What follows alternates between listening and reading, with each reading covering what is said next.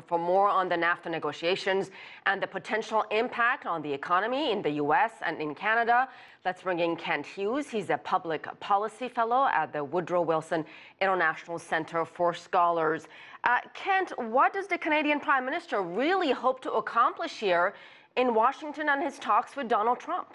Well, I think he would emphasize just one of the figures that you mentioned, the enormous bilateral trade. Knowing that President Trump is making putting a real focus on the size of bilateral trade deficits, Canada would point out that if you include services, that there's basically a balanced trade between the two. You mentioned softwood lumber. They're attempting to deal with that as a side issue, and it's not a new issue. This has been going on since the early 1980s, and it's a battle over whether the provincial control over stumpage fees, how much you charge to cut down a tree, is, from the U.S. Point of view, viewed as creating an unfair balance in terms of lumber trade.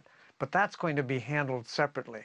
The Bombardier issue is quite interesting, and it not only raises a question for them, but also a good question for Northern Ireland, where Theresa May, Prime Minister of Great Britain, is concerned about the economic impact on Northern Ireland, where economic growth has been a key element in maintaining the peace between Northern Ireland and the Republic of Ireland. Well, if you talk to the Canadians, they say, listen, we're buying more from the United States than China, Britain, and Japan combined. So what exactly is the specific beef the U.S. has with Canada? Well, I think the concern there probably focuses on the auto industry. And again, much more of the focus is really on Mexico than it is on Canada. The trade deficit with Mexico is slightly over $60 billion. And the trade deficit in autos and auto parts is even larger than that. So in a sense, that particular element of trade accounts for more than the trade deficit overall. Do you expect the negotiations with Mexico to be perhaps more contentious than the ones with the Canadians? Well, they certainly could be, given this focus on the auto trade and auto parts trade. There is, however, again, an opportunity here, and I would stress that, in addition to having closed the chapter you mentioned on competition, at the last round, they closed the chapter on small business, so they are making regular progress. The potential here, however, is to really modernize NAFTA. Mexico and Canada wanted to be part of the TPP, the Trans-Pacific Partnership negotiations, because it was a way of reopening NAFTA with actually reopening it.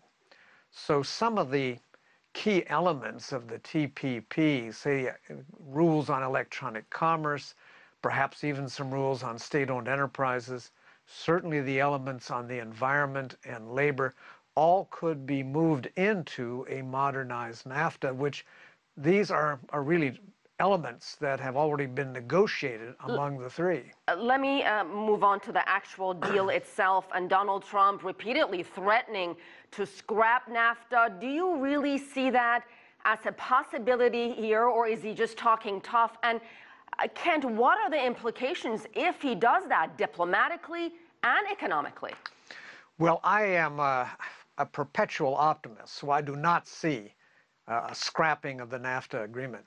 I would interpret President's remarks as part of a bargaining posture, that's part of his brand.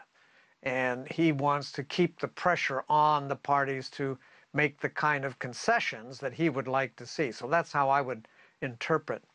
If there were an actual withdrawal from NAFTA, certainly there would be a great deal of diplomatic questioning about where are we with regard to other trade agreements. We have a host of free trade agreements, and we'll continue to engage in other trade agreements on specific elements, such as technology goods, such as environmental goods, international services, and so forth. Okay.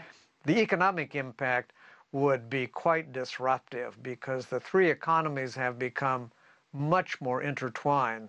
This is an age of complicated supply chains. Just look at Windsor and Detroit, Windsor in Canada, Detroit in the U.S. That bridge probably sees as much international trade traffic as any single spot in the world. Kent Hughes, thank you so much. Thank you for having me.